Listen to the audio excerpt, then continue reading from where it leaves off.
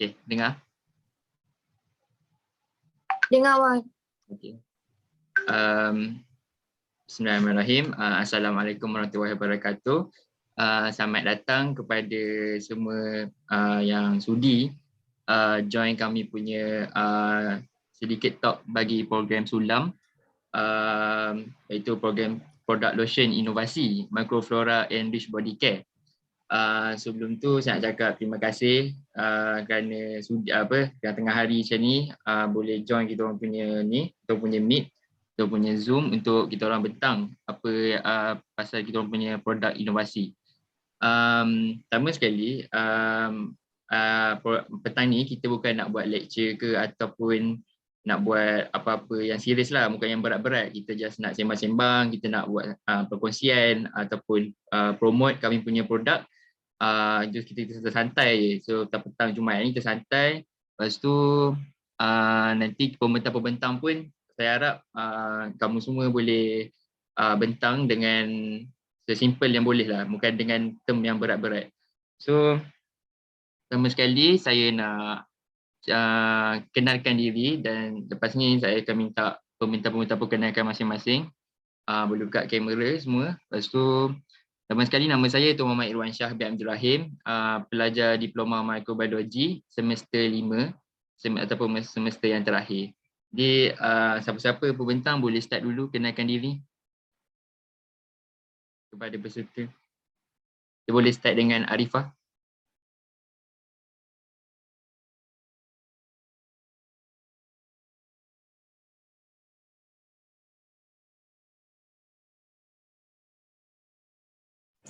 Ke nak start dengan saya dulu? Arifah mute tu, Arifah mute. Atira bentang ni lalu. Nama saya Nur Atira binti Azman. Saya pun salah satu student Diploma Microbiology semester 5. Lebih kurang semester akhir lah untuk tahun ni. Itu je lah. Next, boleh perkenalkan diri. Azim ke? Hello, saya Muhammad Azim bin Ruslan, pelajar Microbiology SEM 5 juga. Terima kasih. Sekarang saya bagi Farhanim pula. Okay, Assalamualaikum dan selamat petang semua. Nama saya Nur Farhanim binti Muhammad Zulkifli. Saya pun sama juga pelajar semester 5 Diploma in Microbiology. Okay, itu je lah. Kita teruskan dengan Arifah. Terima kasih.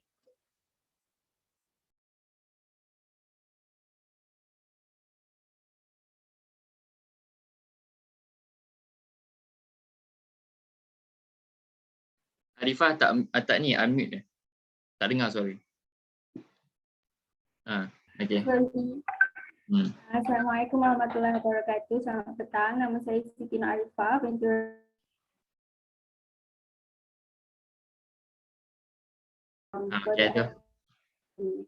Okay. Terima kasih Arifah. Okay. Pertama sekali sebelum kita nak start, saya nak terangkan sikit apa itu program Sulam. Kenapa nama dia Sulam kan? Apa kaitan dengan program Sulam dengan lotion inovasi? So Sulam ni dia singkatan bagi Service Learning Malaysia University for Society. Maksudnya program Sulam ni asal-asalnya program ni untuk mendekatkan pelajar universiti ataupun mahasiswa-mahasiswi kepada masyarakat. Maksudnya kami kena buat kebajikan kepada masyarakat. Tapi sebabkan online COVID, tapi kita buat macam ni je lah, kita buat ikut through Meet je. So kami punya sasaran untuk masyarakat lah, terutama sekolah luar dan juga budak sekolah. Kenapa kami buat product lotion? Sebab yang dipilih oleh program Sulam ialah subjek Applied Microbiology ataupun kod dia MIC 344. So Applied Microbiology ni maksudnya microbiology gunaan. So kami kena buat produk yang berasaskan microbiology. Okay, itu untuk Sulam.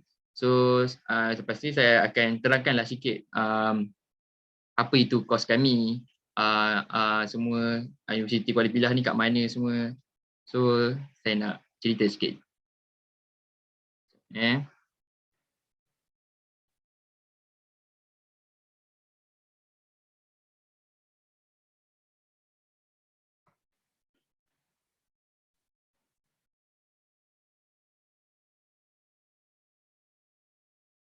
Alright. Kami ni pelajar diploma microbiology, kod AS 114.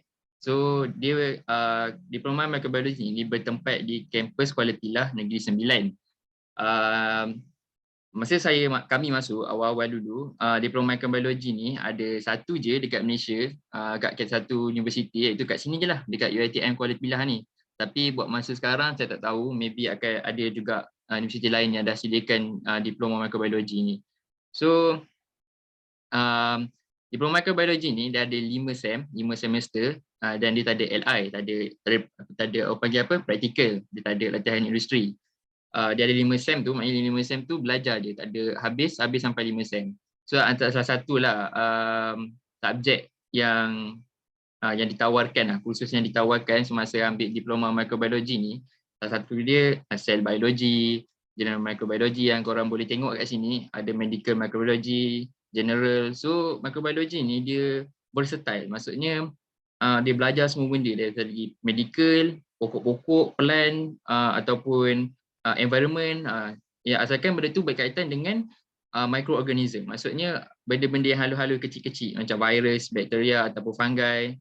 So semua kami belajar dalam diploma microbiology ni. So kalau kita tengok kat situ peluang kerjaya dia, kalau kita dah graduate, apa boleh kerja kan? Kerja apa microbiology ni? Nama pelik-pelik, ada ke peluang pekerjaan? Tapi ada. Salah satunya medical lab technician, boleh jadi assistant, boleh jadi pembantu makmal. Ni untuk peringkat diploma lah. Maksudnya kalau anda sambung lagi ke degree, degree microbiology ke apa ke, anda boleh jadi tinggi lagi lah, boleh jadi pegawai sains, boleh jadi bukan penolong lah, jadi pegawai orang atas sikit, macam tu lah. So nak masuk ni, apa dia punya syarat kan, untuk maybe untuk adik-adik yang form 5 sekarang ataupun yang sekolah menengah yang nak masuk universiti nanti, tak tahu nak try course ni, nak isi UPU nanti, korang kena at least dapat C dalam matematik ataupun matematik tambahan, kimia, biologi, sains semua tu at least C, dan juga bahasa Inggeris. Itu je lah syarat minimum, bukannya kena dapat tu baru boleh masuk.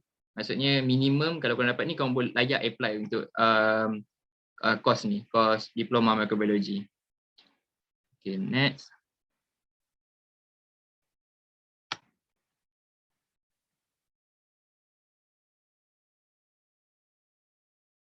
Okay,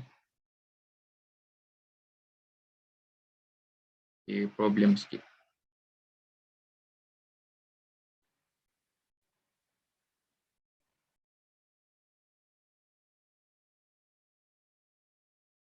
Okay. Ni syarat-syarat dia lagi, syarat-syarat am basic, semua nak masuk SPM mestilah bahasa Melayu, sejarah lulus. Lepas tu yang saya cakap ni syarat khas semua wajib kepujian C, itu semua betul. Lepas tu ni dia punya, korang tak nampak, saya rasa tak nampak sangat dia. Even kalau saya buat present tak nampak sangat dia punya, orang kata apa, pembahagian subjek setiap sem lah. Ada Koko, ada CTU semua, ada agama, ada belajar English juga kat situ. Kat situ kau boleh search lah. Sini tak nampak sangat dekat slide ni, dekat setiap sem. Lepas tu diploma microbiology ni salah satu yang boleh kita ceburi lah. Kita ceburi dengan diploma microbiology untuk sambung kepada degree. Ni yang terpapar kat sini, yang boleh masuk dalam degree penerapan sebenarnya, yang dalam bawah applied science. Sebenarnya boleh banyak lagi yang boleh nak sambung degree dengan diploma microbiology. Kat sini boleh nampak degree kimia, boleh sambung degree biomolekul, sains biomolekul, boleh masuk forensik dalam bahagian chemistry, boleh juga lompat masuk dalam microbiology, ekoteknologi, itu semua yang boleh daripada diploma microbiology boleh masuk kepada degree. Saya rasa itu saja untuk pengenalan kos kami, untuk pengenalan program kami. Saya rasa saya akan serahkan kepada saudari Nur Arifah untuk pembentangan tentang produk lotion kami.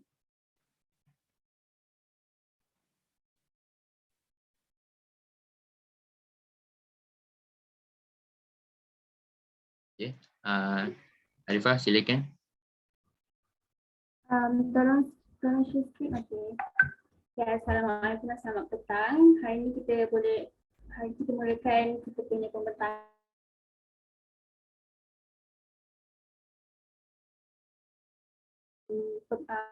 Nak bagi okey.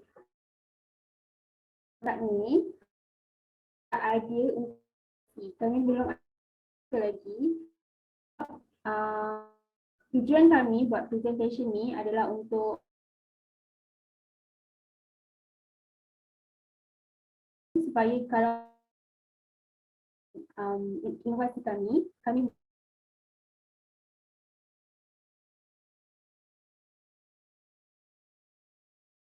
punya research ni. Okay.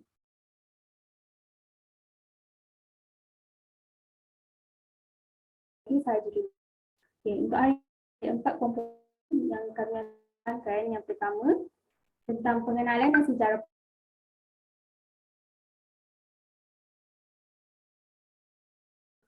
kaedah pembuatan produk. Yang ketiga tentang jenis-jenis kategori produk dan yang adalah aplikasi.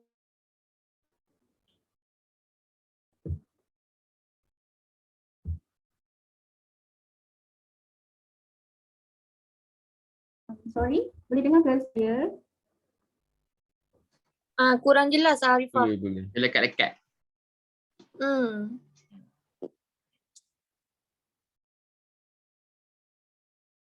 Okey ke? Cuba bentang sekali lagi. Tak pun, cuba tutup kamera. Cuba try cakap je tak ya, buka kamera. Okey, boleh dengar tak? Dah okey sikit ke? Boleh. Okey. Okey, dah jelas. Alright.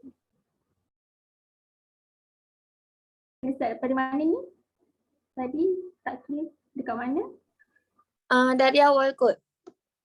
Okey. Okey. Ya, Assalamualaikum warahmatullahi wabarakatuh. Ada gangguan. Okey. Hari ni saya akan bentangkan tentang idea inovasi kami berkaitan dengan pilih untuk inovasi tentang microflora enriched. Apa tu microflora enriched? Okay. Saya akan bentangkan ada 4 komponen. Yang pertama tentang sejarah. Yang kedua tentang kaedah pembuatan produk, aplikasi produk. Okay. Untuk ini adalah tentang pengenalan sejarah produk. Okay. Untuk explain, setiap apa kita punya kita nak buat apa-apa inovasi ataupun apa-apa idea, mesti kita kena ada penyataan masalah kan. Bila ada masalah baru boleh cari solution. So semasa kami brainstorm, fikir apa nak buat, inovasi apa yang kami nak buat, kami fikir tentang 4 penyataan masalah ni. Ini pasal pengenalan dan sejarah produk dengan masalah kulit. Yang pertama, okey. Selalu tak kita sejak tengah COVID kan, kita pakai sanitizer. Tak, sejak kita pakai sanitizer, kulit ini selalu sangat kering. Kulit selalu kering and then dia akan jadi menggulung dengan alkohol semua tu. So yang kedua, pernah tak anda rasa macam kulit kering, confirm kulit kita akan rasa gatal kan? And then bila kulit gatal, dia akan naik merah-merah, irritation, akan ada merekah-rekah, kulit akan rekah macam, pernah tengok tak tangan yang kemarau, dia akan pecah, ada pecah-pecah kat tangan. Kulit kering. Itulah. Untuk mengenai masalah ni, usually kita pakai lotion kan. Okay, body.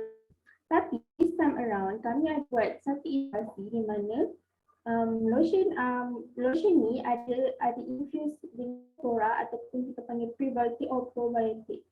Apa tu flora? So siapa tahu microflora atau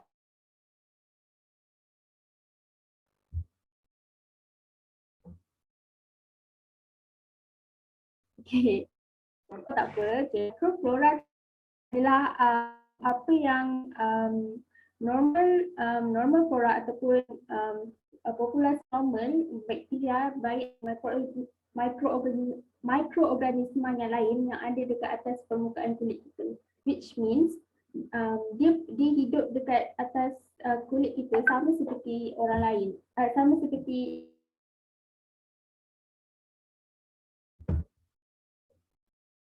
hello, sorry, boleh dengar ke?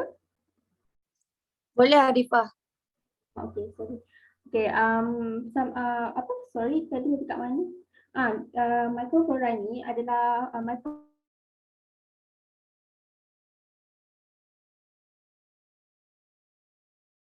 kami boleh kata macam normal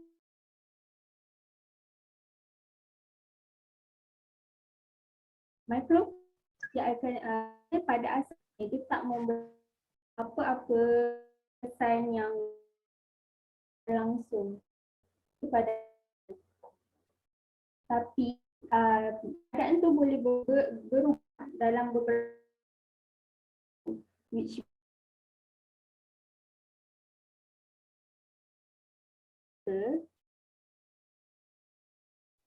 Arifah, sekat-sekat ya. sorry, can I leave and then balik.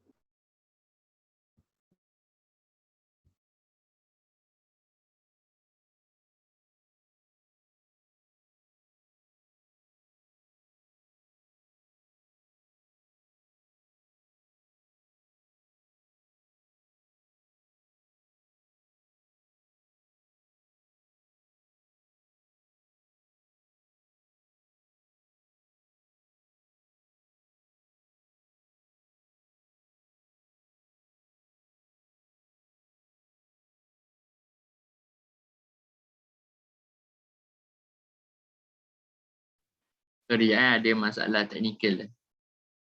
Banyak.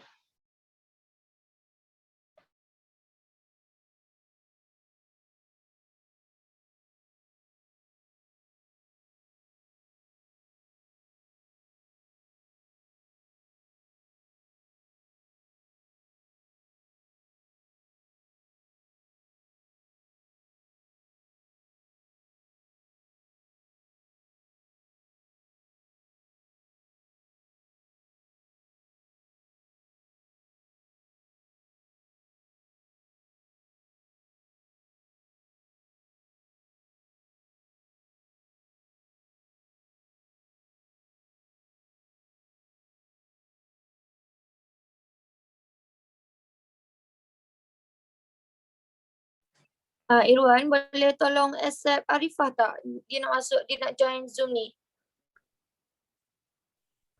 Sorry ya, tadi ada masalah. Boleh dengar tak? Sekarang boleh. Jelas. Apa namanya? Yang boleh dengar tadi? Apa tu microflora?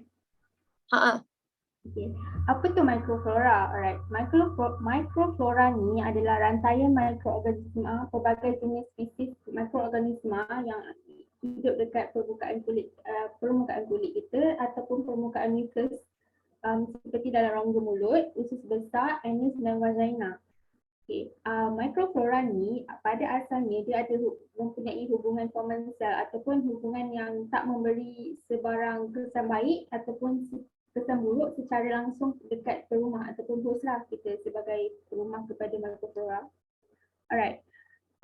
Pada asalnya dia tak memberi apa-apa kesan baik ataupun buruk, tapi dalam beberapa keadaan dia akan keadaannya akan berubah, which mean dia boleh jadi buruk, boleh jadi baik. Okay, apa keadaan yang menyebabkan microflora ni memberi kesan baik kepada kita? Okay, next slide please. Okay, keadaan yang pertama, which means adalah keadaan pertama di mana bibit microflora ni ada dekat atas permukaan kulit kita. Kita mempunyai kurang risiko untuk dijangkiti patogen ataupun kuman jahat yang lain. Alright, macam mana microflora ni dia boleh halang kita daripada terkena jangkitan. Okay, first adalah sebab bila dia ada dekat permukaan kulit kita, bila ada patogen asing ataupun bakteria-bakteria jahat asing daripada kesekitaran kita hinggap dekat kita punya kulit, microflora ni bertindak sebagai, dia akan bersaing dengan dia bersaing dengan kita punya microflora ni bersaing dengan patogen asing yang hinggap dekat kulit kita. Dia berebut nutrien, makanan, berebut ruang atas kulit kita, supaya nanti patogen jahat ni tak dapat nak hidup. Sebab apa? Sebab microflora ni dia dominan, dia banyak, dia punya populasi dia banyak. So dia akan dominan and then dia akan serap semua nutrien, semua ruang. Jadi patogen jahat yang datang ni dia tak sempat nak membiak pun. So sebab itulah kita terlindung daripada jangkitan. Tapi microflora ni juga boleh beri keburukan pada kita kalau let's say microflora ni dia akan usually dia akan hidup dekat permukaan kulit dan permukaan mucus, which means dia tak akan masuk dalam salur darah. Tapi in case kalau dia masuk dalam salur darah, contohnya dekat kita punya usus, kita ada microflora which is E. coli.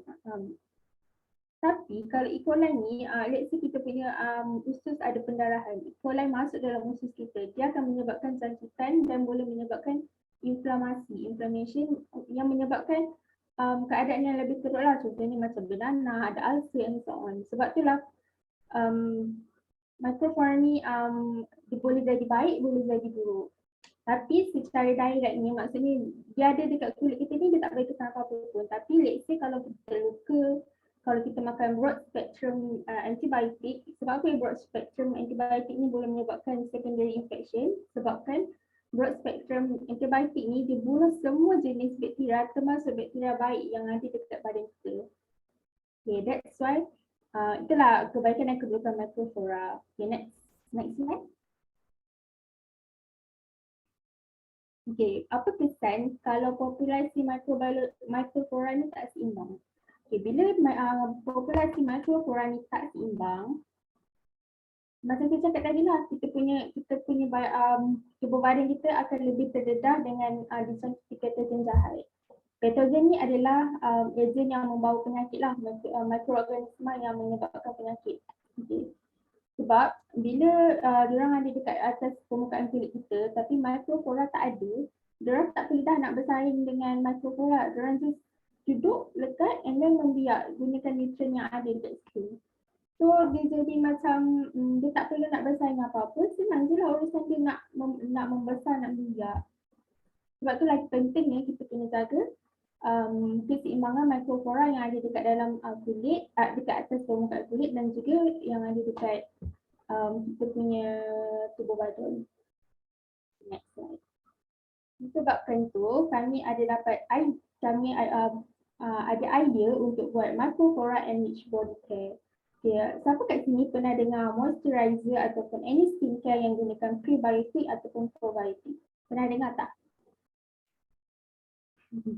Okay, contohnya macam saya boleh bagi contoh Icon kan, dia ada buat yang rice water and prebiotic tu kan.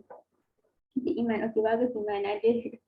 Okay, microflora enriched body care ni pula dia macam yang Icon tu, itu adalah skincare which is guna dekat muka lah.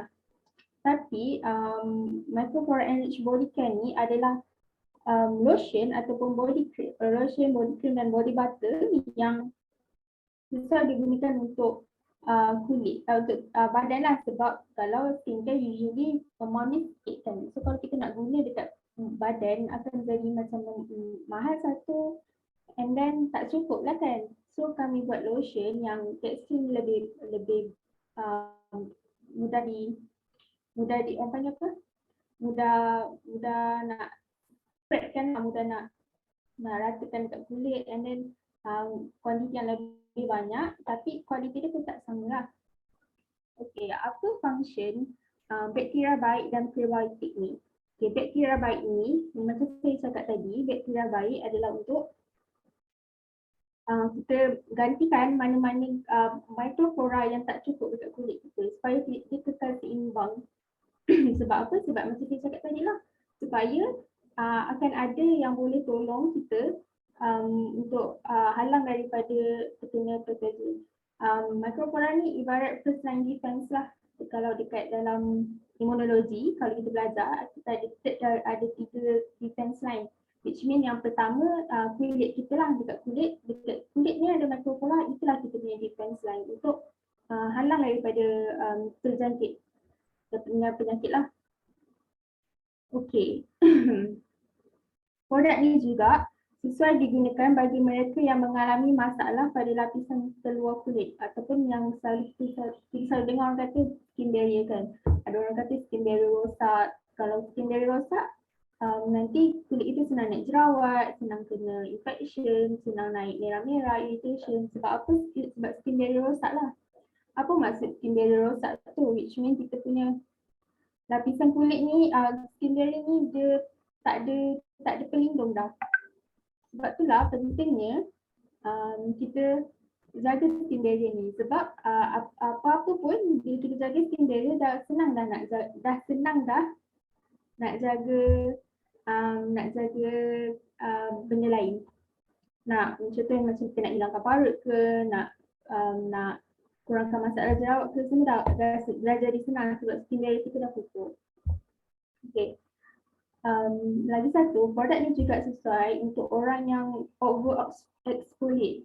Siapa tahu exfoliate? Apa punca kita over exfoliate? Okay, over exfoliate ni boleh jadi sebab kita terlampau scrub kulit ataupun kita guna chemical peeling. Macam contoh, siapa pernah tengok yang masa dulu kan viral kan, yang The Ordinary yang chemical peel yang warna merah tu. Yang tu dia okey je, semua boleh pakai. Cuma kalau kita pakai hari-hari, dalam seminggu tu lebih daripada 2 kali, kulit kita akan jadi nipis, over exfoliate dan skin barrier akan rosak. Sebab itulah kulit kita jadi irritation, naik merah-merah, naik gatal-gatal sebab skin barrier kita rosak. So produk kami ni sesuai untuk mereka nak repair skin barrier mereka yang produk ni sesuai untuk sesiapa yang nak repair balik skin barrier mereka yang dah rosak. Okay. Boleh lagi satu, ada lagi satu contoh. Kalau mereka tapi teruskan. Okay, seterusnya selain daripada ada bakteria baik, kita juga ada prebiotik. Okay, prebiotik ni apa? Kita selalu dengarkan prebiotik, probiotik. Okay, prebiotik ni adalah macam satu faktor growth factor ataupun kita panggil nutrient lah, benda yang boleh benda yang akan enhance bakteria baik untuk hidup dekat permukaan kita. So itulah nama dia prebiotik. Prebiotik ni adalah growth factor. Kalau probiotik tu adalah microorganism tu sendiri. Okay, next.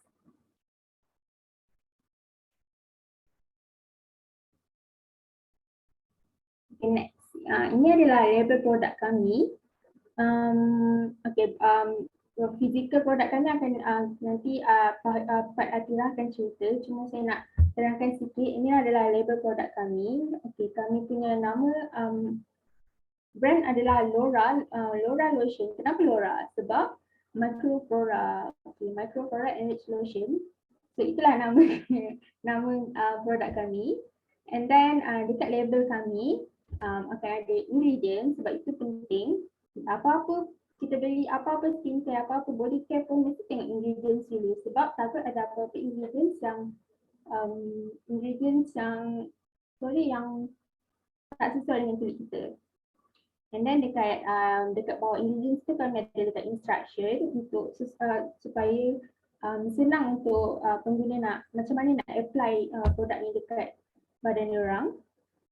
And then akan ada juga about means produk kami ni untuk apa. And then ada tarikh lotion ni di packaging. Okay. Disebabkan produk kami ni ada terkandung yang microflora dan juga prebiotik, so sangat-sangatlah penting supaya Produk ni sentiasa diletakkan di tempat yang sejuk. Tak semestinya peti ais lah, dalam room temperature boleh, cuma tak boleh terdedah kepada matahari. Sebab takutnya ada produk tu cepat rosak lah. Sebab apa-apa skincare pun kita tak boleh letak tempat panas kan. Sama juga dengan produk kami. Okay, saya rasa itu sahaja untuk part saya. Nanti kalau ada soalan apa-apa, simpan, nanti tanya dekat at the end of this presentation. Okay, saya serahkan saya punya presentation dekat Muhammad Azim untuk bentangkan tentang kaedah pembuatan lotion. Terima kasih. Halo, Assalamualaikum warahmatullahi wabarakatuh. Waalaikumsalam warahmatullahi wabarakatuh. Okay, sekarang saya akan bentangkan pasal kaedah pembuatan lotion kami, iaitu kami punya produk lotion. Okay, first, yang pertama, dalam sebuah lotion kami, produk kami tu mengandungi 70% air, iaitu macam biasalah semua lotion yang diguna pakai oleh mana-mana company pun, mana-mana produk, memang kebanyakannya memang penuh dengan air, iaitu penuh 70%, dalam 70%. Lepas tu untuk minyak lotion, kami guna pakai minyak avocado, kerana minyak avocado ni adalah sejenis minyak yang sederhana berat, dia tak terlampau likat, dan minyak avocado ni hampir tidak berbau dan tidak berwarna. So macam dia tak ada bagi efek macam contoh pakai lotion dekat, ada setengah lotion tu bila pakai apa bau tak sedap ni kan. Ni tak ada. Sebab apa? Kami guna pakai minyak avocado. Nak pakai ni kita orang import daripada Indonesia. Memang sedapnya avocado. Lepas tu ia mudah diserap dalam kulit, menjadikannya pilihan yang popular untuk lotion dan krim. Ia mengandungi sejumlah besar asid oleic yang menyumbang kepada sifat, aduh ada benda kat bawah ni macam nak baca dah. Tapi asid oleic ni bagus lah. Okey. Bahan yang ketiga iaitu pengemulsi, iaitu lilin pengemulsi polywax. Dalam bahasa Inggeris dia wax emulsion polywax. Bahan berdasarkan lilin ini biasanya digunakan antara 3 hingga 6% daripada jumlah berat resepi anda. Tak banyak pun, dia macam masuk sikit je sebab dia bahan tambahan. Dihasilkan oleh Croda Polywax. Lilin ini datang dalam bentuk pastil putih. Produk ini adalah gabungan proprietary untuk bahan-bahan. Bahan yang keempat iaitu pengemulsi bersama. Dia macam kalau ada pengemulsi, mesti ada pengemulsi bersama. Dia co-emulsion. Iaitu acid stearic. Yang kita guna pakai ialah acid stearic. Pengemulsi bersama yang bersifat cost efektif ini sering digunakan untuk memekatkan lotion dan produk pengemulsi lain. Produk tambahan, benda tambahan ni, ingredient tambahan ni pakai untuk nak bagi pekatkan lotion, so macam tak adalah cair sangat, bila letak dia mengalir terus kan.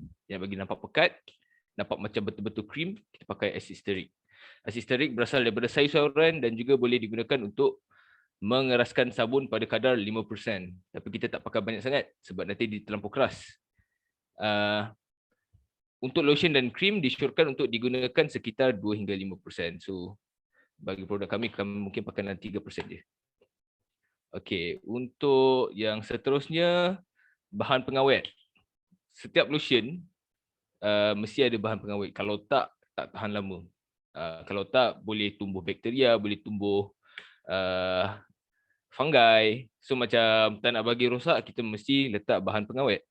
Dan bahan pengawet yang produk kami pilih untuk produk kami ialah Optifern Plus. Optifern Plus ialah pengawet larut air bebas paraben dan formaldehyde. Seperti yang tulis dekat situ, paraben dan formaldehyde ni dia macam tak bagus untuk kulit dan bakal memberi impak side effect pada pengguna. Anda boleh menggunakan Optifern Plus dalam mana-mana resepi yang anda gunakan bersama air, dan ia membantu melindungi daripada bakteria, pertumbuhan acuan dan juga yeast. Yeast tu yang tu pakai dekat roti tu. Kadar penggunaan ialah 1.5% daripada jumlah berat resepi dan mesti digunakan pada suhu yang optimum untuk Optifern Plus. Okey, seterusnya.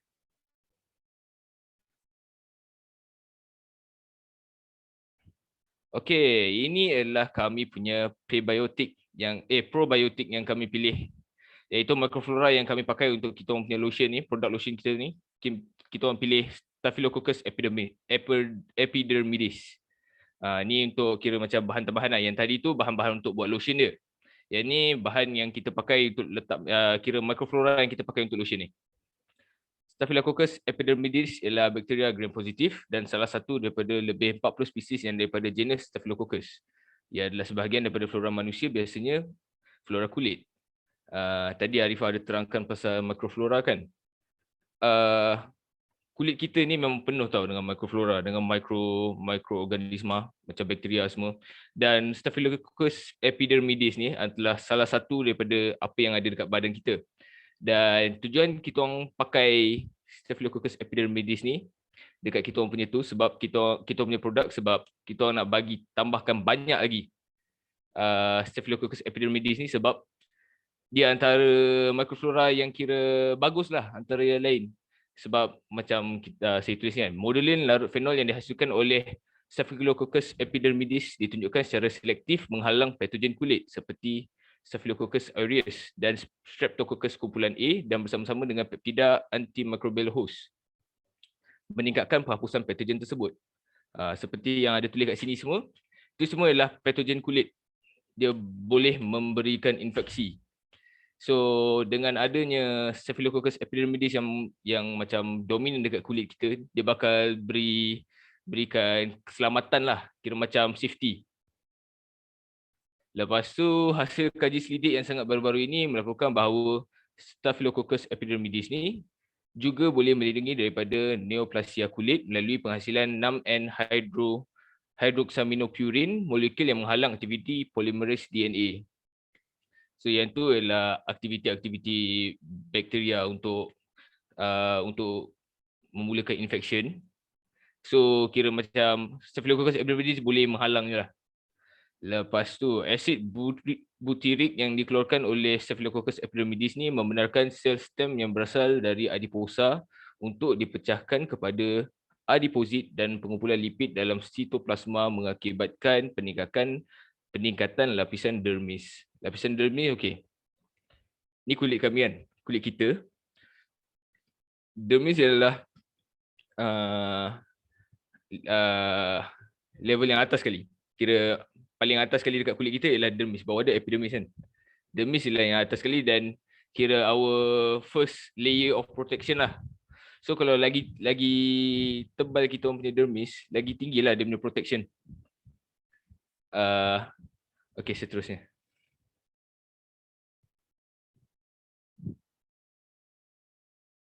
Okey, lepas tu bahan yang nombor 7, still lagi bahan tambahan. Macam tadi probiotik, sekarang prebiotik. Probiotik ialah microflora tersebut, prebiotik adalah makanan untuk microflora tersebut. Kira macam bahan api untuk microflora. So contohlah, kita punya lotion ni hidup dekat tangan kan. Tapi kalau dia ada banyak sangat pun, kalau tak ada bahan makan, tak ada bahan api, mesti tak hidup kan. So prebiotik ni ialah untuk nak bagi benda tu untuk kekal dekat kulit kita. Dan prebiotik yang kami pakai ni asid laktik dan kami juga boleh pakai sucrose. Keseimbangan kulit kita bergantung pada mikrobiom sihat yang boleh mempertahankan, menghidrat dan membaiki setiap hari. Tanpa bekalan prebiotik yang mencukupi, bakteria sihat yang hidup pada kulit dan badan kita akan mempunyai bahan api yang kurang untuk berfungsi untuk melaksanakan tugasnya. Macam saya sebut tadi, Staphylococcus epidermidis yang kami pakai tu mesti ada prebiotik untuk bagi dia kekal sihat pada kulit kita dan berfungsi dengan baiklah. Prebiotik juga mengalahkan probiotik untuk berkembang dan mengekalkan bioma luaran yang bermanfaat pada kulit kita. Prebiotik menawarkan makanan untuk penjagaan kulit, probiotik untuk mewujudkan medan permainan yang positif. Pelbagai produk boleh mengandungi prebiotik, memberikan kulit anda peluang yang cukup untuk menyerap sumber makanan ini dan mengalahkan penyebaran probiotik. Tidak semestinya untuk Staphylococcus epidermidis yang dekat kita punya lotion tu kan. Sama juga dia sekali dengan kita punya microflora yang lain lah, dia still boleh bagi bahan api untuk mereka menjalankan tugas yang baik. So prebiotik ni sangat penting lah untuk bagi kita punya microflora ni kekal lama dan menjalankan tugas mereka dengan baik. Okay, seterusnya. Okey, ni pula adalah cara membiakkan Staphylococcus epidermidis, iaitu microflora yang kami pakai dalam produk kami. Medium yang digunakan sepanjang adalah medium extract yeast soya tryptase, trypticase, iaitu TSY, panggil TSY dalam bahasa Inggeris. Terdiri daripada tryptone, iaitu 15, lepas tu soya 5, NaCl 5, yang ni kira macam dia punya factor lah.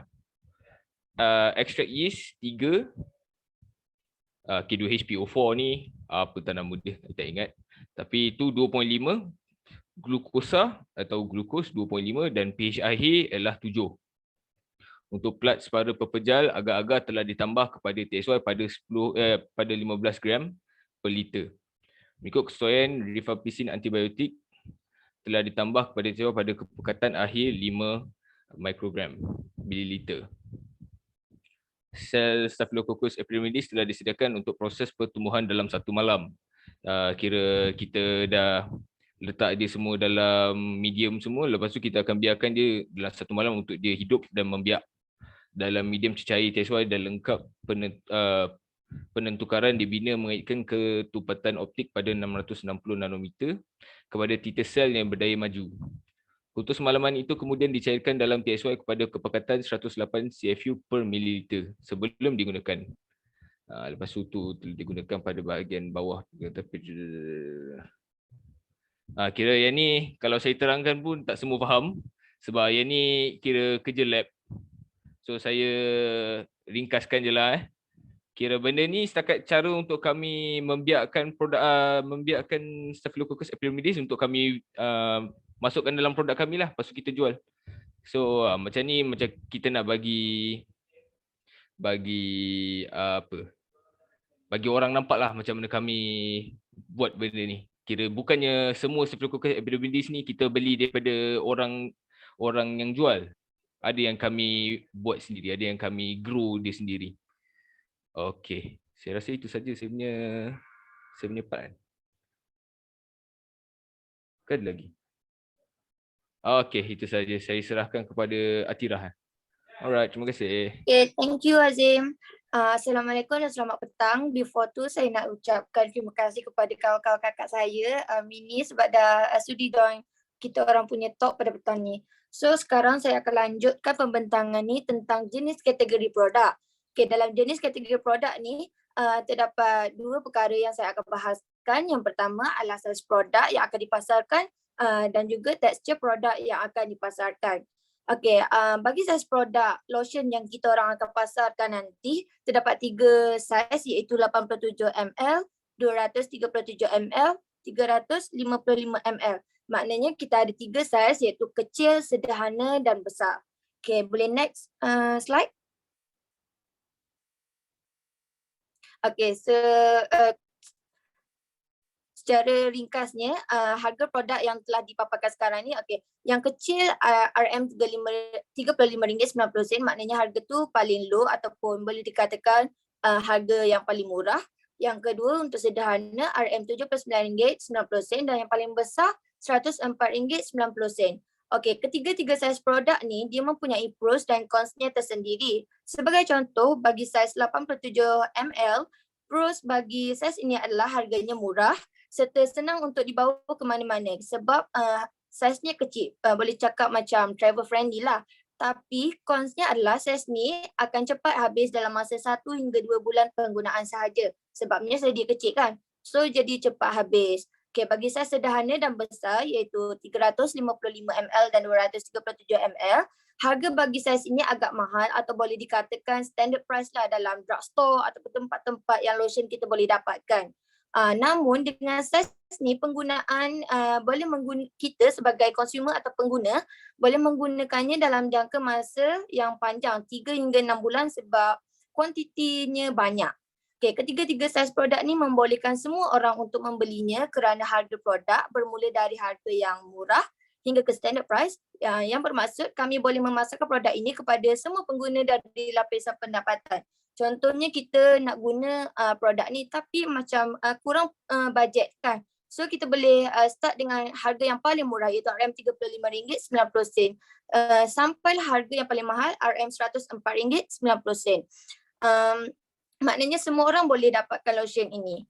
Okay, next saya akan boleh backkan slide ni ke slide yang sebelumnya. Okey, seperti yang telah dipaparkan, terdapat 3 jenis tekstur produk yang akan dipasarkan, iaitu satu tekstur lotion, yang kedua krim dan yang ketiga body butter. So apa lotion, apa krim, apa body butter? Sebenarnya ketiga-tiga jenis tekstur ni adalah dia berbeza walaupun kita nampak dalam gambar macam sama je tapi ianya tidak sama. Okay, first saya akan pergi ke lotion. Lotion selalunya adalah yang paling cair dan senang disapu. Dalam lotion ni selalunya terdapat lebih banyak air daripada minyak. Minyak yang digunakan dalam lebih kurang 10 hingga 30% sahaja. Yang selebihnya air. Seperti yang Azim katakan tadi, 70% dalam lotion kita orang ni adalah air. So betul lah maknanya sebab minyak dalam lotion ni dalam 10 hingga 30% je.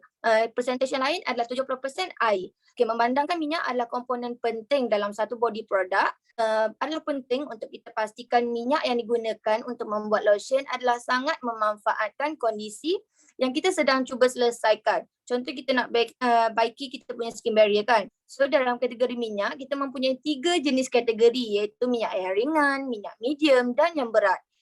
Bergantung kepada area di mana lotion ini akan digunakan, kita perlu pastikan minyak yang digunakan adalah sesuai.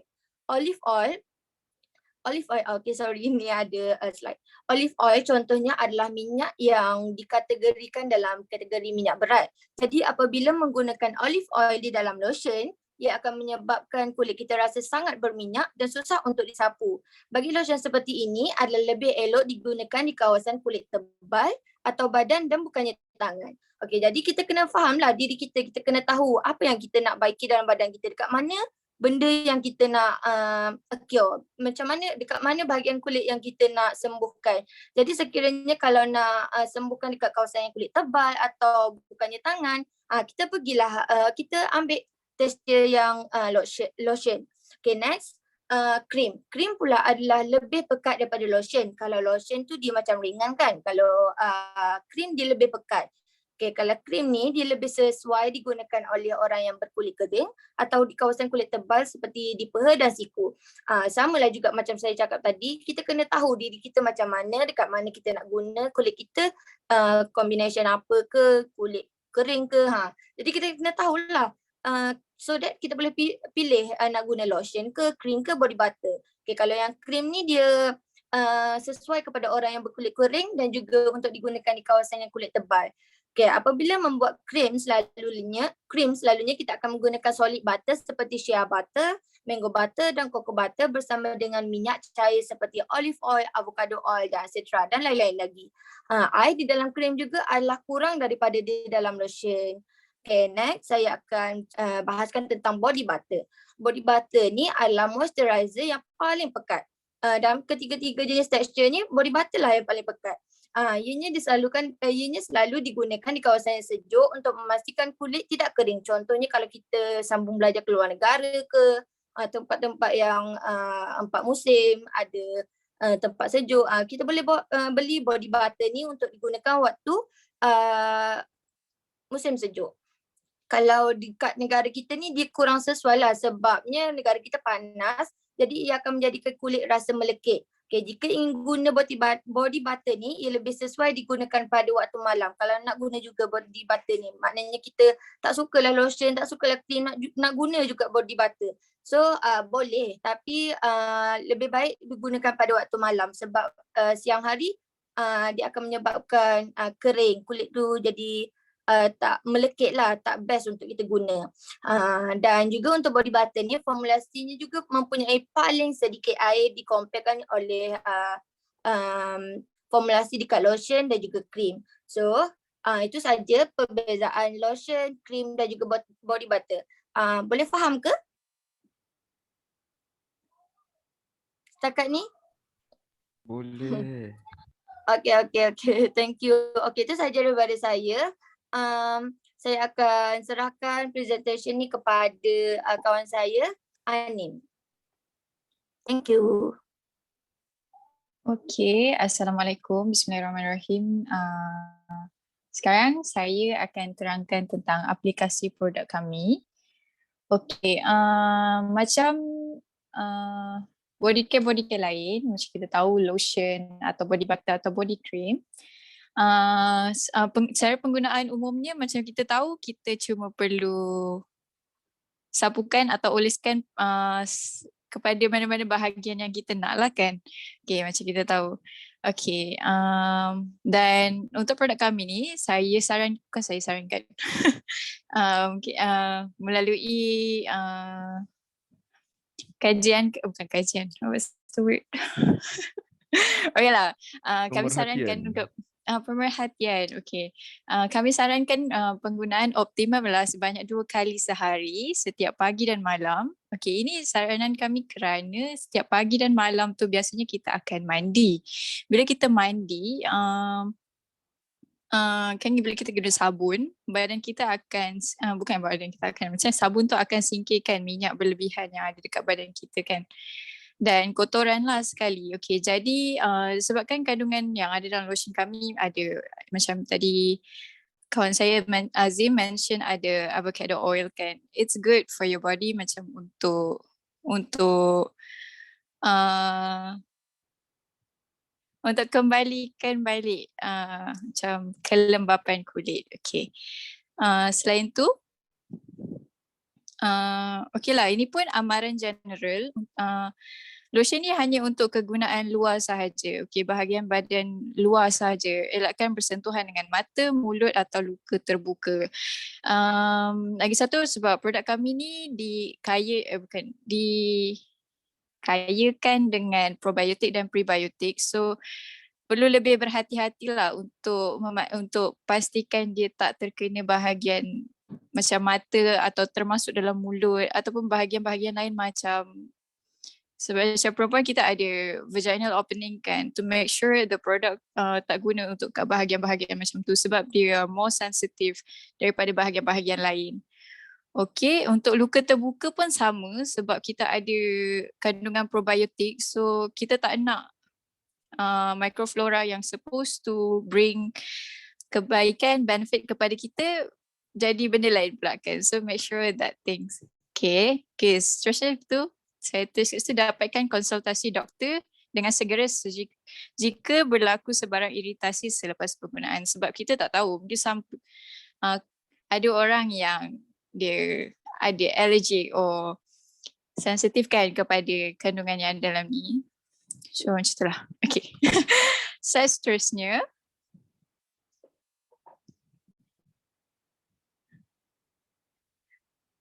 okay, seterusnya saya ada sertakan sedikit tips penggunaan produk. Okay, secara umumnya lotion atau pelembap digunakan dengan cara mengoleskan produk pada kulit secara merata pada bahagian tubuh.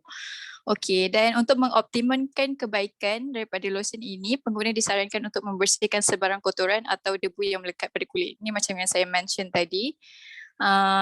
Sebelum kita nak apply lotion ni, kita disarankan untuk bersihkan dulu badan sebab bila kita tak bersihkan badan macam saya kata tadi, badan kita ni terdedah dengan kotoran macam minyak, habuk dan benda-benda lain. Jadi nutrien daripada kita punya lotion, kita punya body cream, kita punya body butter tadi tu tak dapat diserap secara maksimum lah. So dia macam agak membazirkan kat situ. Okay. Kata kotoran akan menghalang pelembab dan prebiotik dan probiotik untuk bersentuhan dengan kulit menyebabkan kulit tidak mendapatkan manfaat pelembab secara maksimum. Okay. Selain tu juga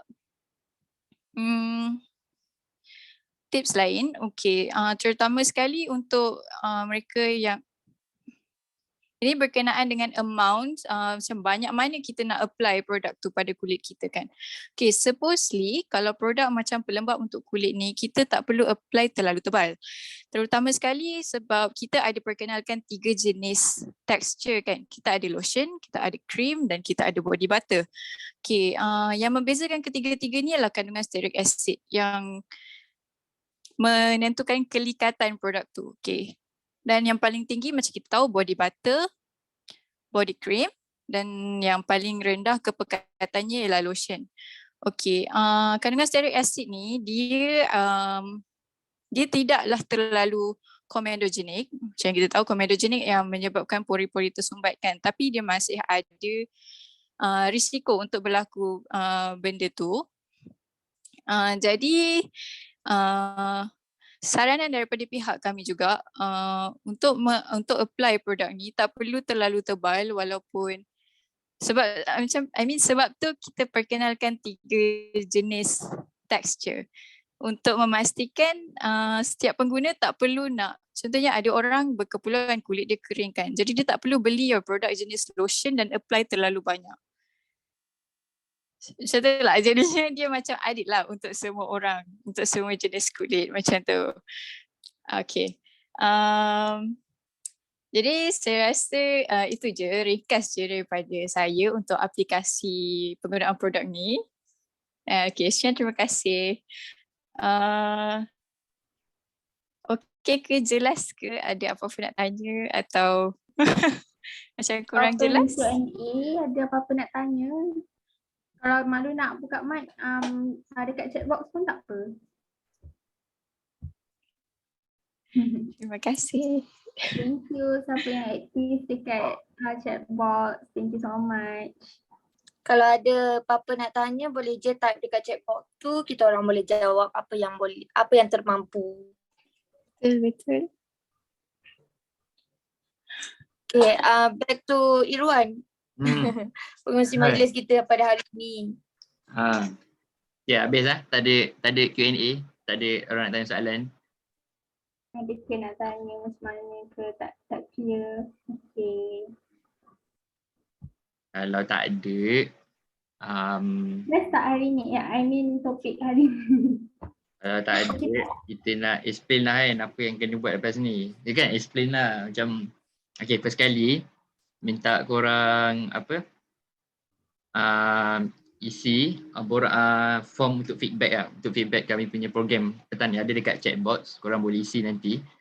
Ataupun kalau yang tak dapat tu, nanti korang boleh lah mintakan kenalan korang antara presenter ni, korang minta link tu daripada orang.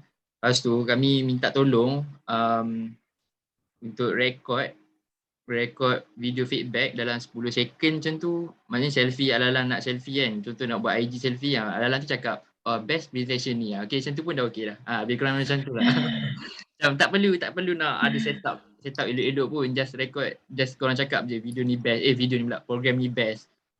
Menarik lotion ni. Saya nak beli. Macam tu je. Boleh tak? Lepas tu nanti korang boleh send dekat korang punya ni lah. Kawan-kawan korang yang invite korang ni. Boleh send ataupun mana-mana. Jangan malu.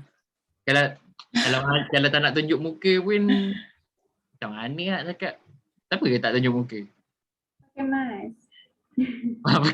Pakai mask. Tapi jangan panjang-panjang lah. Kita tak nak panjang-panjang. Jangan cakap okay, explain pula apa kita produk. Tak payah, cakap je. Menarik ataupun presenter ni tak menarik, bosan dengan apa, cakap tu feedback lah. Feedback macam tu. Boleh senyum apa. Okay, terima kasih. Lepas tu last siapa yang boleh buka kamera, nak minta buka kejap lah. Kita nak ada sesi gambar sebelum habis. Kita nak buat kenangan lah, nak letak dalam report. Siapa nak letak muka dia dalam report, boleh buka kamera. Tak apa. Thank you so much siapa yang aktif sangat dekat chat box tu. Thank you. Sorry kak kalau macam boring-boring sikit petang ni, mengantuk. Kembang pula Microsoft lah apa lah. Kalau satu nak slide kan, nak baca slide apa tu tak datang lagi. InsyaAllah doa-doa produk dah jadi betul-betul kan, tiba-tiba. Mana tahu. Amin. Boleh kalahkan produk famous. Tak mantap. So, kalau ada yang tak kira, kita proceed lah dengan sesi fotografi. Okay. Senyum. Yang tak buka kamera pun senyum dari belakang. Senyum. Okay. Stop recording.